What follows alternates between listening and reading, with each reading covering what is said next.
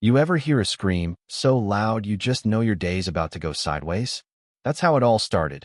15-year-old Tyler Withers, mid-cannonball, barreling through the muggy Florida air and landing straight on top of my brand-new $300 vintage ceramic flamingo.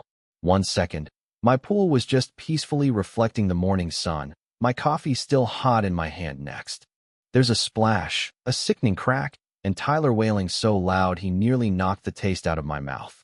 Blood running down his back, him yelling about his tailbone, me standing there barefoot and dumbfounded, towel in one hand, mug in the other, trying to piece together how a perfectly quiet Saturday had just blown up in my face. Half an hour later, there's Karen Withers, Tyler's mom, standing on my porch, radiating nuclear-level outrage. She's pressing a bag of frozen peas to Tyler's back and practically foaming at the mouth, threatening lawsuits and accusing me of running a hostile, aquatic environment. I remember thinking, lady, it's just a pool, not a shark tank, but you try telling Karen that. If you know anything about HOAs, you already know the type. She's the vice president, the queen of bake sale attendance lists, the citation czar for grass that's a quarter-inch too tall, and the self-appointed sheriff of mailbox color compliance. Suburbia's own iron-fisted dominatrix. And trust me, she takes that role seriously. I'm Trent Baskin, retired engineer, lover of classical music, collector of lawn ornaments, 43 and counting, and apparently the unwitting villain in Karen's suburban soap opera. I moved into Pinehurst Glades 6 months back, lured by promises of peace, quiet, and strict HOA rules, thinking I could finally float in my pool without a care in the world.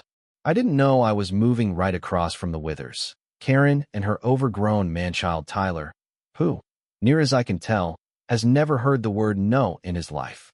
It started small.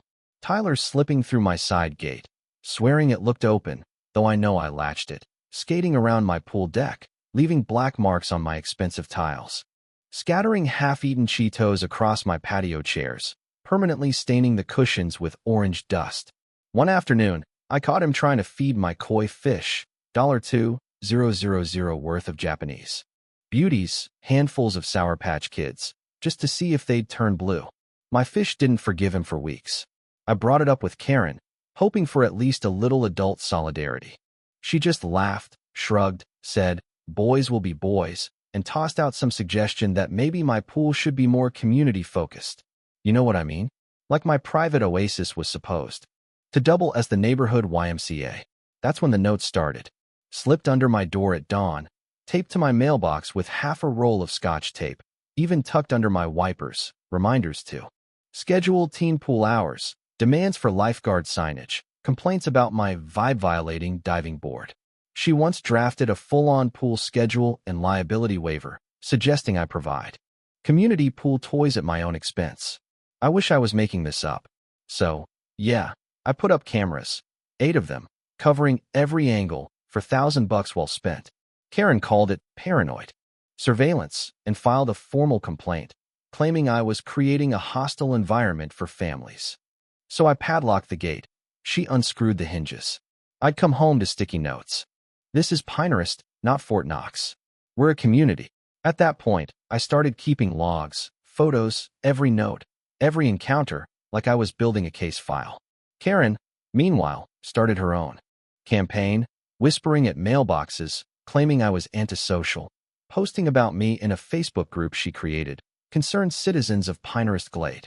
She petitioned for a community pool gate, rallied a dozen neighbors, even tried to get the local news on her side, painting me as the selfish villain hoarding water resources during a summer when we had record rain. Yeah, that happened. But nothing compared to the day everything blew up. Middle of July, heat so thick it felt like soup. Tyler climbing my new 8-foot fence like a wannabe ninja, planning his approach like a special ops mission. I know, because the cameras caught every second. He strips his trunks midair, yells, "Cannonball champion," and aims for the shallow end, right where Clarence the flamingo stood. Guard. He comes down, explodes the flamingo, smashes his tailbone, and screams bloody murder. I drag him out. He's banged up, bleeding, but very much alive and kicking. Karen shows up armed with gauze, lawsuit printouts, and enough passive-aggressive perfume to choke a moose. She accuses me of strategically placing ceramic weapons, claims Tyler's paralyzed, files a police report for attempted murder of a minor, and stages an emergency HOA meeting in her living room with 3 loyal minions, one of whom thinks fluoride is a government mind control plot. They vote to condemn my property, send me a bill to fill in my pool, and copy the whole town, including, I kid you not, the local FBI office. But here's the twist. My security footage is ironclad. I hand it over to my lawyer, the actual HOA board, the real one, not Karen's clubhouse crew, and the police. The tape shows Tyler trespassing, ignoring no trespassing signs, pulling his ridiculous stunt. For good measure, I post a freeze frame on the Nextdoor app. Karen's son discovers gravity and property laws the hard way. Instantly, the comments fill up with neighbor horror stories about Karen, everything from mailbox sticker wars to a failed campaign for speed bumps nobody wanted. The real HOA, tired of Karen's antics, calls an emergency meeting. The room's packed. People standing in the back. The treasurer, a stickler named Harold, reveals Karen's been raiding the HOA's funds. 12 grand on gold-engraved citation clipboards, 5,000 violation stickers with her own face, a glitter-bedazzled gavel, and a personal logo. The board votes her out, 15-0. Tyler's dad, who spent years in the background, finally lays down the law. No more Xbox, no phone, and a one-way ticket to a military summer camp for troubled youth. I almost felt bad for the kid, almost. Karen's lawsuit hits court on a Wednesday I'll never forget. My lawyer countersues for harassment, trespassing, property damage, and defamation. I argue emotional trauma over the loss of Clarence. R.I.P., you fabulous pink sentinel.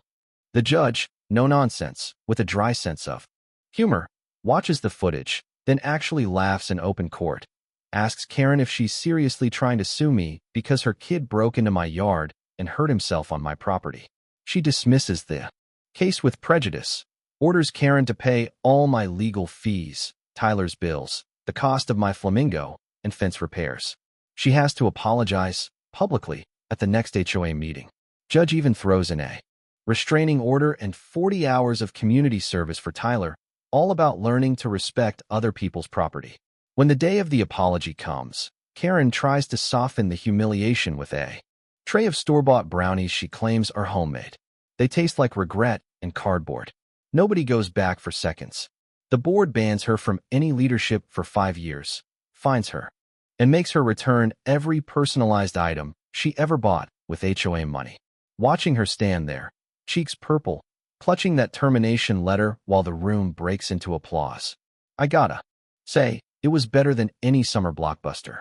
So, let me toss it out to you. Did Karen get what she deserved, or was that overkill?